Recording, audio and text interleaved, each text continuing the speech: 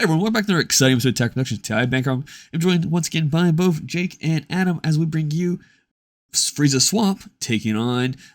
It's one of the Zamasus. I'll let Adam describe it in a second, but like always, there's buttons, links, check it out. Let's get into this, guys. Is this set 8 or 10? 7, I think. 7? Yeah. Okay, 7, yeah. it's one of them. You're using the TCG Metal Leader, so Yeah. I'm just I don't have all those ones fully. Like, I don't know which one that is. Yeah, it's really pretty. So this breaks down to how quick can Jake aggro before you play your big 9-drop field card, right?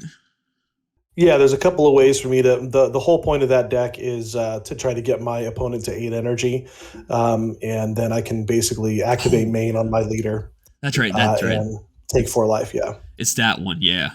And I think I talked to Jake about this earlier in the evening because they changed the way swap works now. Like, and to be told, it's now, in my opinion, the way it's read, the way I initially played swap when I first, because I joined the game in set 4 with the Goku lineage archetype, and it was like you reveal this card, play it, you bounce a card back. So I always thought, oh, I have to play the card that I revealed, and then later it was like, no, you don't have to play that card. You don't even have to show a card. But now it's, if you activate swap, you show the card, that's the card you have to play then. So there's no more like trying to bait out a counterplay and stuff like that.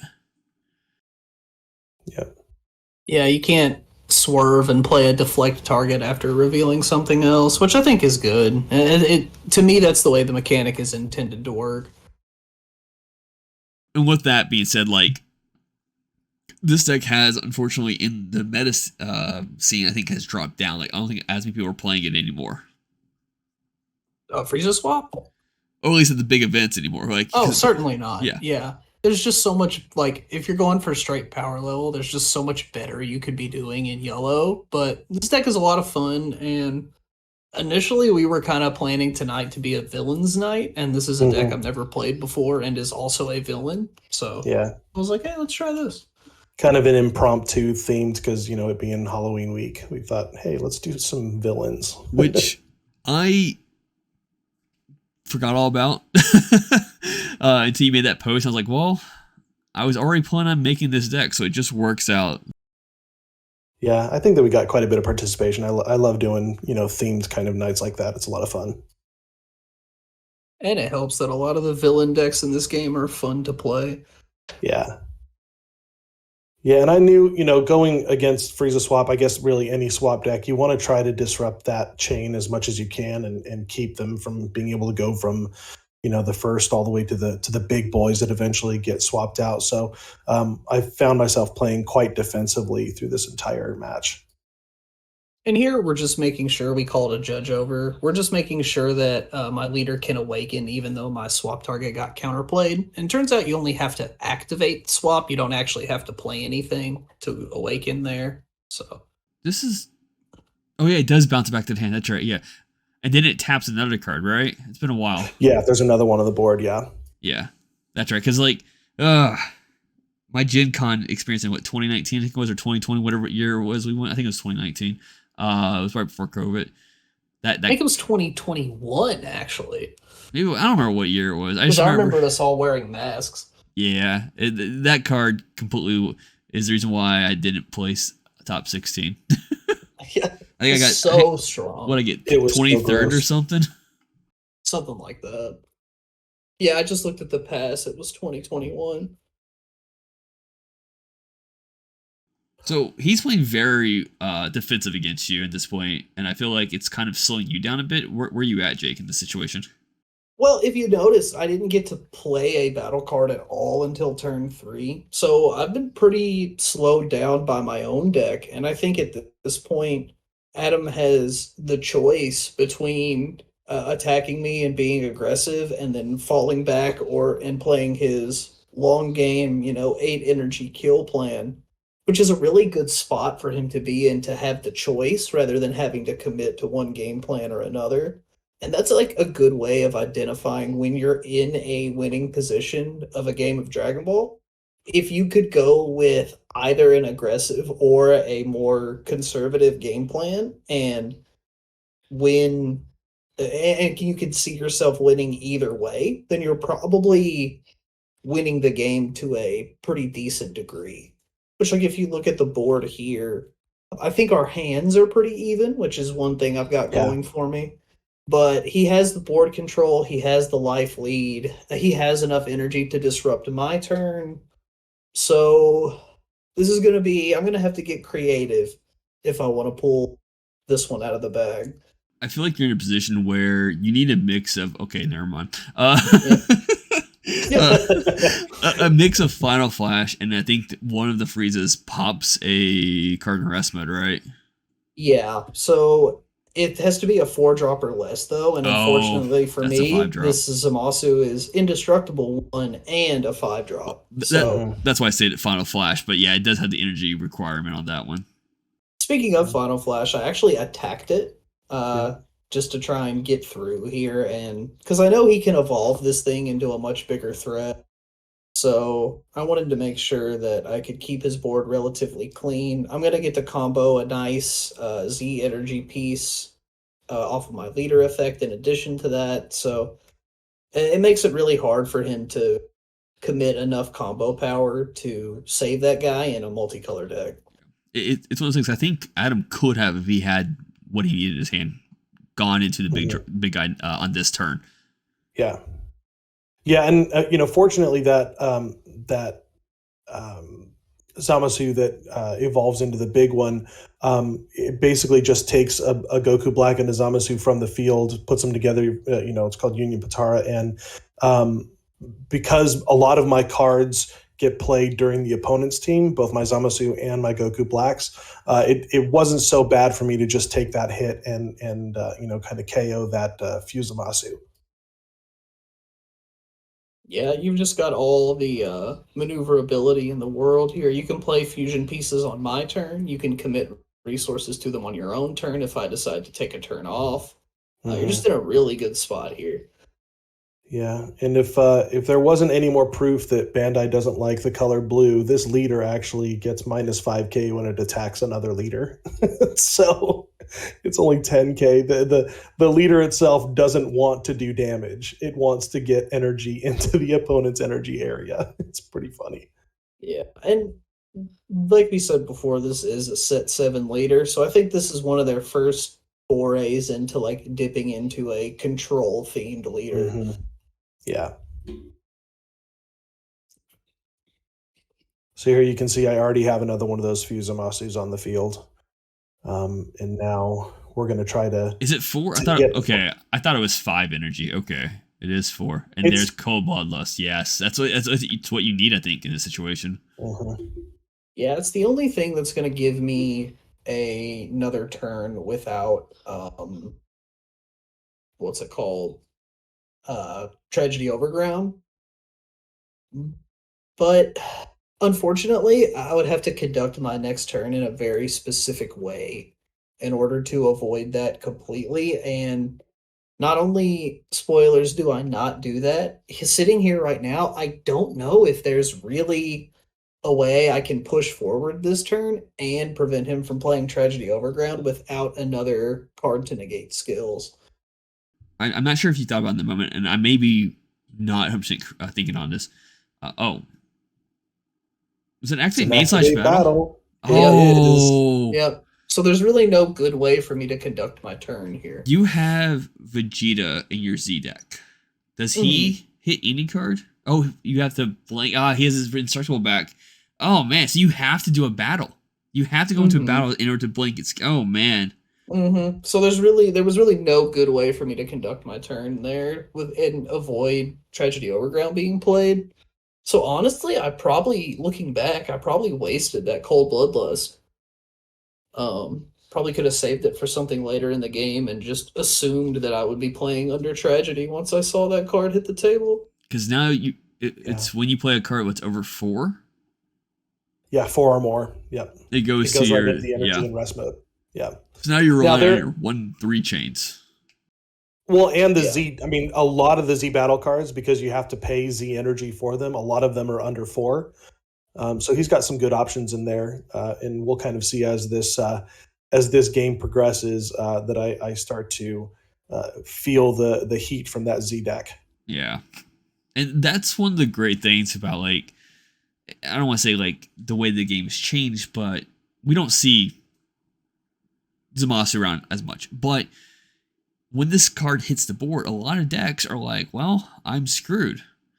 And the Z deck allows the ability to continue pushing through effects like this. Yeah, absolutely. Yeah, Tragedy Overground is a really unique design space for this game.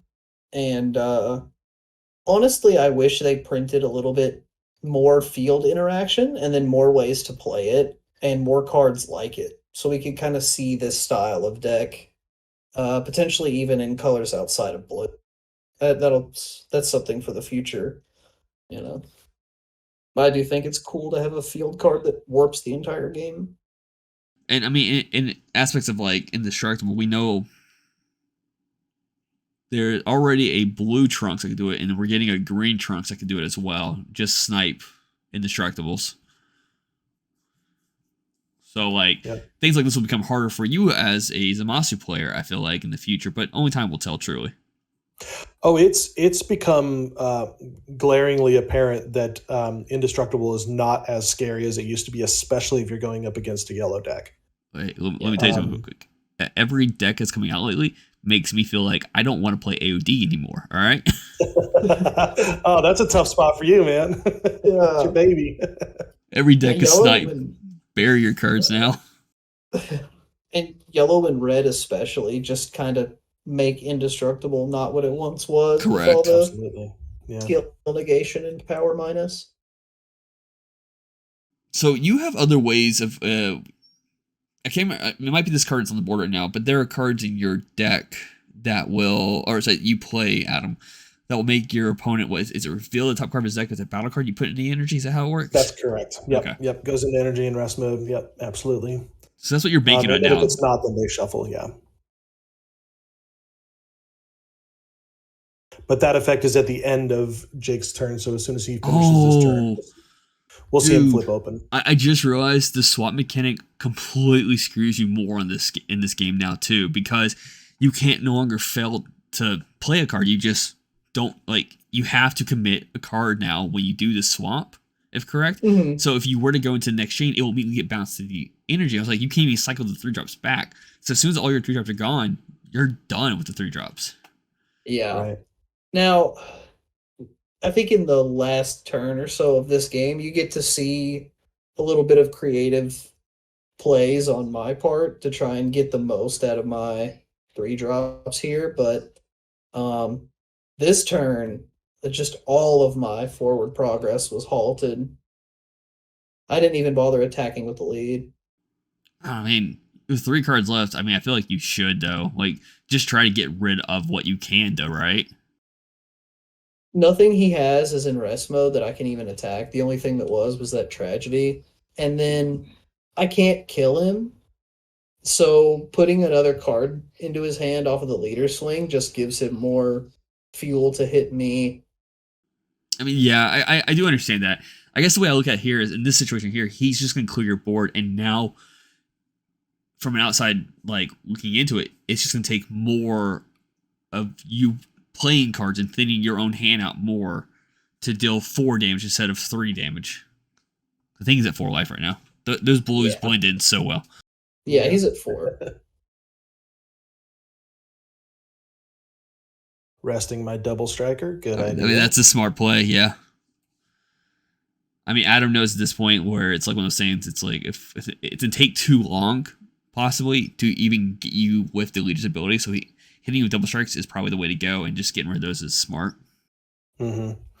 Yeah, and bringing this deck out from the archives, I didn't really have a whole lot of blue Z battle cards to play.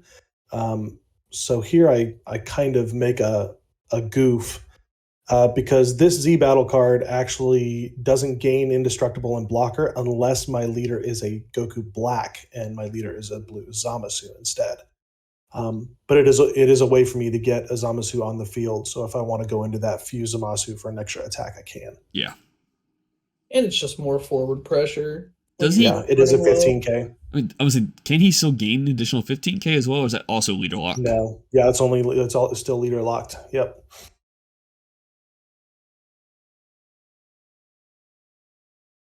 But it does give me another attack. And Frieza's warded until the end of your opponent's next turn, right? Yeah, I believe so. It might be the end of your opponent's turn. We'll just have to see. You don't pick it up. And if this is a misplay, let us know. But I do think it's next. The end of your opponent's next turn. Yeah. If it's not, hopefully I'll remember to flash on the screen that we're wrong. Well, what's interesting is that because the Z leader can only proc the leader effect to combo with when you attack with a Frieza of 5-drop or higher, I have now lost access to my top deck comboing effect because I can't play 5-drops anymore. Yeah. Yeah, that was really tough. Yeah. And you're still at, you're at 5 energy. So, I mean, you've still got a ways to go before I can, take those 4 life. So I got to decide. And that's one of the nice things about this particular leader. One of the reasons I like it is you can pivot really easily to start attacking life or go for that energy win. Sheesh. That leader, the Zamasu's ability to look at the top 5 for every swing, it helps you so immensely to Yeah. stack your hand. So there, I use the Goku in my Z energies effect to put my card that was in play into the Z energy, and then it immediately went to the energy, just so I could play another Bitter Scream and get access to that 3-drop again, because I am dying Yeah. for cards to grab. I mean, though, it's one of those things where, like, you're not at 8, so like you're still kind of like you're starting to tiptoe to that 8 energy mark, but you're not quite there yet. So yeah, I think that was definitely a safe play just to get that battle card back to get more, because I think on play it adds a card to your hand. But he's at 6 energy right now, and so this is interesting. Old school card. And I get to, when on play, I get to put 2 cards from his hand into his energy. That's so all. He was able to Mutaido, but I got my on play auto. Yeah. So got it in the end because of that. Yeah. It's so funny. We had a spectator to the side who, like, they just saw the end of that game. They were like, "What just happened?" So for those of you that 4 don't life. know, Why are you scooping? Yeah. So just if you don't know, Adam's leader there has an effect where if at any point I get to 8 energy, he can activate main to deal me 4 damage. That doesn't cost, right? No, there's no cost. Yeah. So with that being said, thank you for tuning in. Keep in mind his buttons, links, check them out, and bye.